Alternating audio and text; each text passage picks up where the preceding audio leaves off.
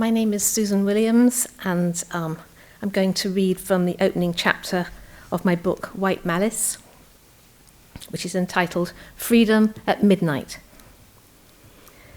The hours of the day had been hot and charged with thunder.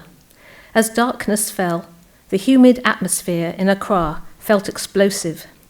Even so, the crowds had swelled along the coast and the streets were heaving. Suddenly, the newly built Arch of Independence was floodlit against the blackness of the sea. The monument was inscribed with a short but powerful message: Freedom and Justice, AD 1957. It stood on the spot where 3 unarmed men had been shot dead 9 years earlier, when a British police officer had ordered his men to fire at a peaceful deputation from the African Ex-Servicemen's Union. Now it marked the start of a new era. Fireworks soared into the sky above the arch. At the stroke of midnight, bells pealed loudly. Then the Union Jack flying above Parliament House was hauled down, and the new flag of Ghana was solemnly raised up for the first time. As it reached the top of the pole, it fluttered slowly in the night air, red, gold, and green, with the black lodestar of Africa at its centre. Cries of happiness rang out, and people danced and sang in jubilation. Over and over, people cheered and shouted out at the top of their voices, "Freedom! Ghana! Nkrumah!" Prime Minister Kwame Nkrumah was carried shoulder high to a dais in the old polo ground, close to the roaring surf of the Atlantic Ocean. Under a flood of lights, Nkrumah's open face and large, steady eyes looked out at the thousands in front of him. 48 years old, he had spent much of his life working for this moment, as had so many others. He wore a cotton smock from the north of Ghana and a Gandhi-type prison cap marked with the initials PG, standing for Prison Graduate. It was a badge of honour, worn with pride by many Ghanaians in remembrance of their unjust imprisonment by the British. The noise of the crowd was deafening. Then Dr. Nkrumah held out his arm to command attention with solemn authority. He called for a minute's silence to give thanks to God. Then he asked everyone to remove their hats as the police band played the new national anthem, Ghana, Arise. Tears streamed down his face, and many in the crowds were sobbing. Unmistakably, on the 6th of March 1957, the people of Ghana were free. The British colony of the Gold Coast was no more, and Ghana had become the first black majority country to obtain independence from colonialism, blazing a trail for the African continent. At long last, proclaimed Nkrumah, the battle has ended, and Ghana, our beloved country, is free forever. Then, choked with emotion, he fell silent.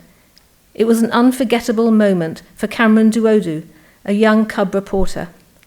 Just 16 words, no more, he wrote later, but no one who heard them would ever be able to forget them. The cheers that greeted those 16 words were, of course, out of this world. Not only in Ghana's capital Accra, but also in Kumasi, Tamale, Sekondi Takoradi and Cape Coast, similar ceremonies took place, where the Union Jack was replaced with a new flag. Families in the churches and the mosques sent prayers to God. In the nightclubs, exuberant throngs danced to the high life. The Reverend Martin Luther King Jr. and his wife, Coretta Scott King, who had come from America to celebrate Ghana's freedom, were a part of the crowd in Accra. These young civil rights campaigners, Dr. King was just 28 years old, were profoundly moved. Before I knew it, declared Dr. King in a sermon the following month to his congregation in Montgomery, Alabama, I started weeping. I was crying for joy, and I knew about all of the struggles and all of the pain and all of the agony that these people had gone through for this moment.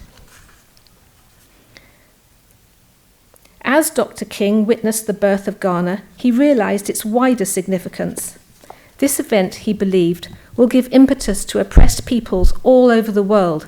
I think it will have worldwide implications and repercussions, not only for Africa and Asia, he said, but also for America. It renewed his conviction, he said in a radio interview in Accra, in the ultimate triumph of justice, and it seems to me that this is fit testimony to the fact that eventually the forces of justice triumph in the universe, and somehow the universe itself is on the side of freedom and justice. So that this gives new hope to me, he said, in the struggle for freedom. The independence celebrations led King to compare African liberation with African American civil rights struggles. At bottom, commented King, both segregation in America and colonialism in Africa are based on the same thing, white supremacy and contempt for life. King also met Vice President Nixon for the first time in Ghana. He used it as an opportunity to press him to visit the South.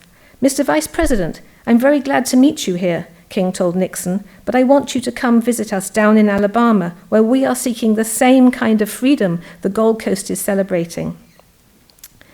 Newsreels captured Nixon grinning broadly and wielding his movie camera throughout the visit. Echoing the euphoria of his Ghanaian hosts, he went up to one man in jovial good humour. Slapping him on the shoulder, he asked him how it felt to be free. I wouldn't know, sir, came the reply. I'm from Alabama.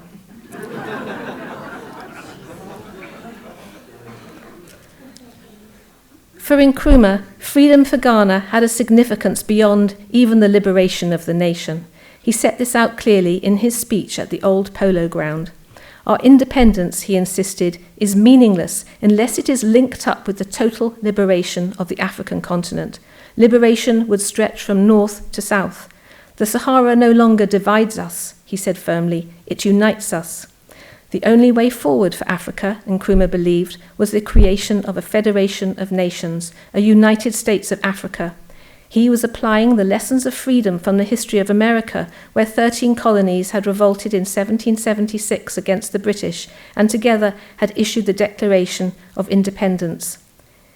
Nkrumah wanted Africa to achieve the same union of states. African unity, he declared, was the strategy of the total liberation and complete independence of Africa. It was a bold, visionary goal, full of idealism and pragmatism. Thank you.